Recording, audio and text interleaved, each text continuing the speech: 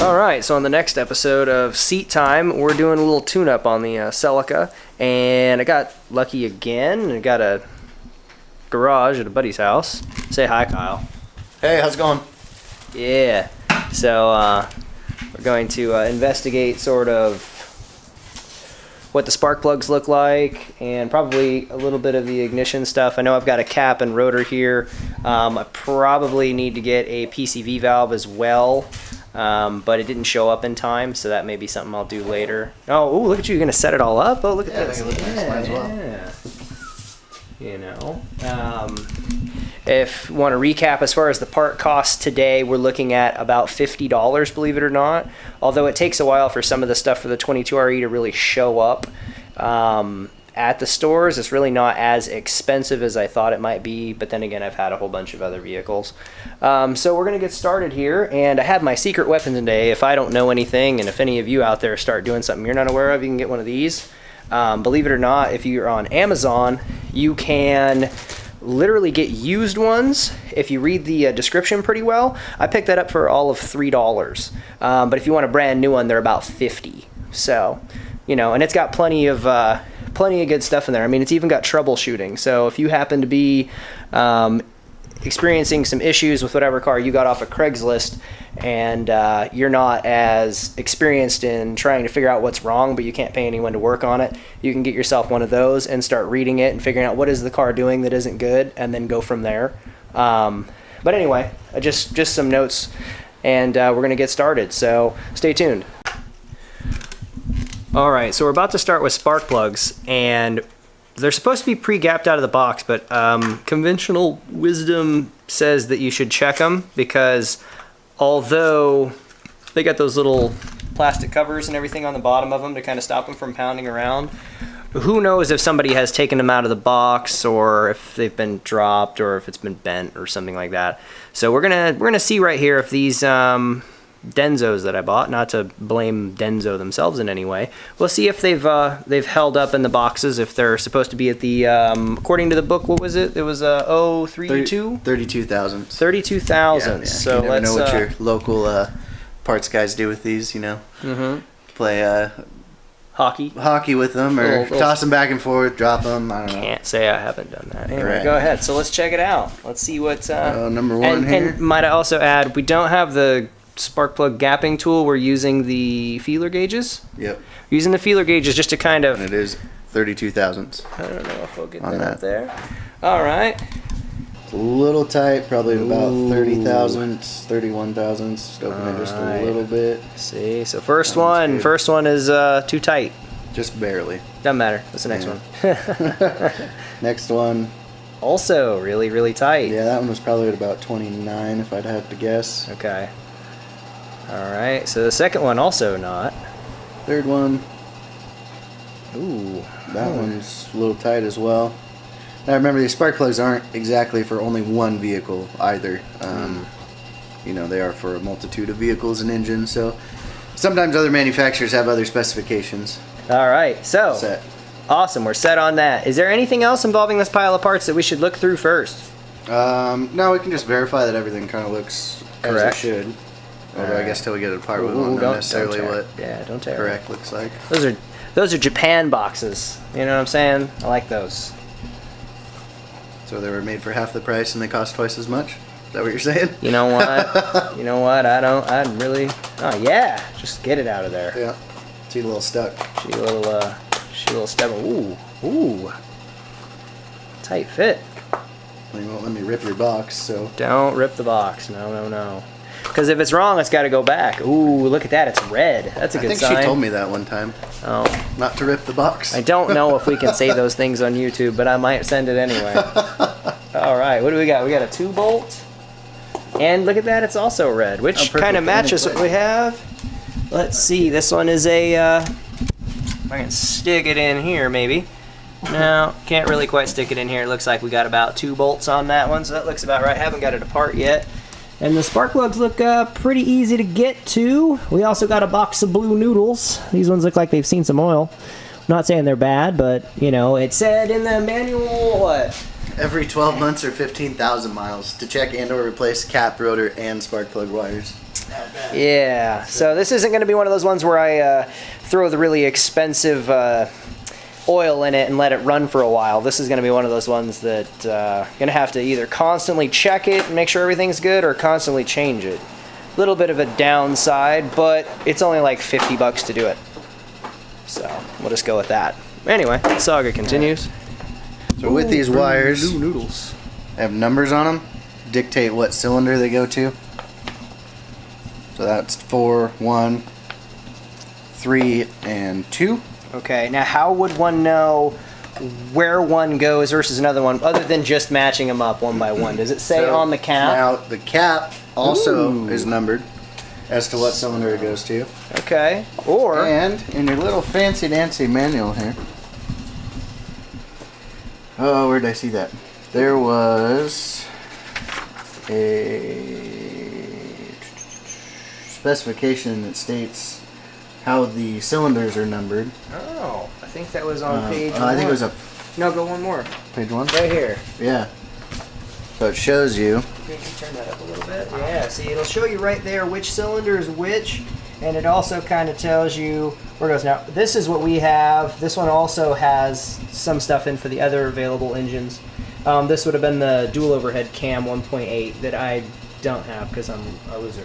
And then that, so yeah. Other than it being numbered, you can also refer to them. Alright, so now we're going to show our findings here. So we got the wires and cap and all that off of there. Or rather, Kyle got all that off of there.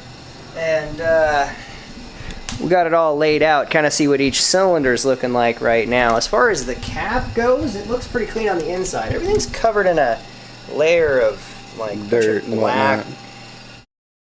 How's that? The rotor looks good, so there's not excessive corrosion or anything on there. There is a little bit in there. There's a little bit of carbon tracking inside of there. It's not really anything to be alarmed about. Cap and rotor look pretty good themselves. The wires aren't burnt, they're not broken, they're not melted, they're not excessively dry rotted. Skid preventative maintenance. You always want to replace stuff before it breaks, not when you're stuck on the side of the road. I don't know what that's like. When you take them out, you always want to leave them in the order of the cylinders that you take them out in, so you can kind of see what the health of your engine's doing and what exactly is going on. All right, so if you were to tell us, would that be cylinder 1 and cylinder 4, or cylinder 4 cylinder and cylinder 1, 2, 3, 4. Okay, and as you guys saw on that picture, it literally goes 1, 2, 3, 4. It's very simple. But, so what are we looking at? What do you think? So, we've got excessive ash deposits on cylinders 1, 2, and 3. We may have an injector issue. Might want to run some injector cleaner through there. Cylinder 4 looks pretty good. Yeah, I was gonna say that one looked pretty It's not clean. a whole bunch of buildup. The my best guess would be that the plugs just haven't been changed in a while. So it's nothing to be alarmed about. Nothing to freak out. So cylinders 2 and 3. Notice this 3. one had quite a bit more black on it than the other ones. Yeah, I mean, like I said, they just look like they've been in there for a while. Overdue for some spark plugs. Maybe running a low quality of fuel. Those of you that are cheap and go to Arco, shame on you. Really? I thought that was top tier. No, I saw all that marketing. That marketing was just definitely like, man, not it's the best stuff. Definitely not. Okay, and that thing's. And what's cool about this one is it's got a notch in it, so putting it on, it only goes on one way. So if you're not messing with the timing or anything, if everything's running fine, not pinging, just switch it out. All good. I will say I did notice taking the old rotor off and putting that one back on. That one fits a lot tighter, so we could have had the rotor wobbling around a little bit, maybe not. Village idiot right here. Village idiot. Village idiot. But somebody's got to do it. Distributor cap will only go on one way. These 2 bolt holes are offset in such a fashion that this is the way it goes on. If you try to put it on this way, the holes don't line up to the distributor. Oh. So Oh man, look how simple that is. Oh, this is why I like the old stuff right here, though. it's easy and cheap. Yeah, well, and relatively cheap. That goes for just more than cars there, folks. Oh. Oh yeah. Man, how much did that wrench cost? Was it like payments for 3 years, or? Oh, it was a Benjamin. It was just $100? Yeah, I'm probably holding, I don't know, $150 in my hand. Dang. Relatively easily. So you mean like half a drawer is this whole car? Yeah, probably. Yeah. All right, so we got all the spark plugs in, which you didn't really need to see. The spark plug wires are all set up, but one thing Kyle wanted to go over was the coil wire. And I don't know if this camera will allow you to see it super well, but it goes from here to here. On this old setup, you have a coil that sends the power to it. To the distributor. To the distributor itself, and then the distributor just sends it where it needs to go. God damn it, like, I'm bugging with this. This is kind of hard to set up. But Kyle was noticing that this wire usually lays on top of all this stuff, and it can rub on these items. So we ran it underneath and back, so it's only rubbing on rubber components instead of rubbing on this metal one right here. So, I mean, is that at least how you kind of saw it, or? Yeah, I mean, you just want to keep it away from anything that's going to rub a hole through it, especially something sharp like that metal piece there. Right. You get a hole in that wire, then you're not going to get any spark at to all. The distributor, which means the spark's not going to go to the spark plugs, and, and your motor won't run. Is that my kill switch? Just unplug that? Just unplug that. Take the coil wire with you. For all the Toyota people that... No steering wheel, just take the coil wire. Yeah, for all you Toyota people with 3 keys, there's only 3 keys, just take the ignition coil wire off every time, wrap it up, put it in your pocket. Yeah, because nobody going to carry that. They could carry a 10 amp fuse, but they ain't going to carry a coil wire. Yeah. Not saying to do that, but one could do that. If you happen to have one of these parked in, like Tacoma, like this one was, and Suppose, a tweaker could always have a coat hanger with them and rig something up there to make it work. 10 feet. Yeah, Motor wobble, wire falls. At the moment. Okay. Oh man, look at that. Oh man, look at that. We're gonna remove that AC. All that weight's gonna get removed from the front. 50 pounds. Give me a break. Oh yeah. Probably want to address this in the future. Looks like it's showing some corrosion on that heater valve there. Could spring a leak, lose all your coolant. Bye-bye motor and bearings. Or at least head gasket if it overheats. I got a temperature. It'll let me know if she gets hot. We shut her down. Do you know how to read that? High doesn't mean holy smokes. Questionable. So now we're at the point where we're going to be checking timing. And might I add, look at this. Look at this gun right here. This is period correct. This is what they were doing timing with on this car when it was new. So just wanted to say that first. When we first idled it, he was checking it with the gun, and it appears that it's like super retarded, like 20 Probably degrees 20, plus. between 20 and 30 degrees before top dead center. Yeah. So there's no pointer out in that area, so I don't know exactly what the number is, but it's way over here, and it should be over here. Sorry, do that again? Way over here, and it should be way over here. Okay. Not to be confused with way over there, but... Right. Fucking guy. So we don't really know. Like, the other questions that come arise is, like, is that on purpose? Is that because we have a cam gear that's also retarded and that's kind of counteracting it or something? I don't know, because I have none of these facts. That's some of the things you're going to run into when you end up getting it. Oh, I got the $800 Celica that's not rusted out.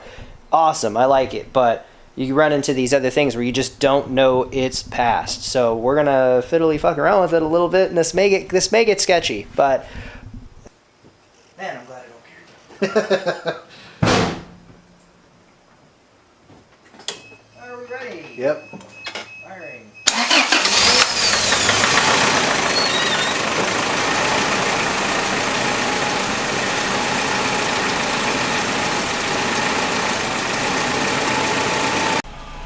Kind of having some camera problems at the moment again. I think I may have crashed another memory card, but Kyle's over here kind of messing with it a little bit.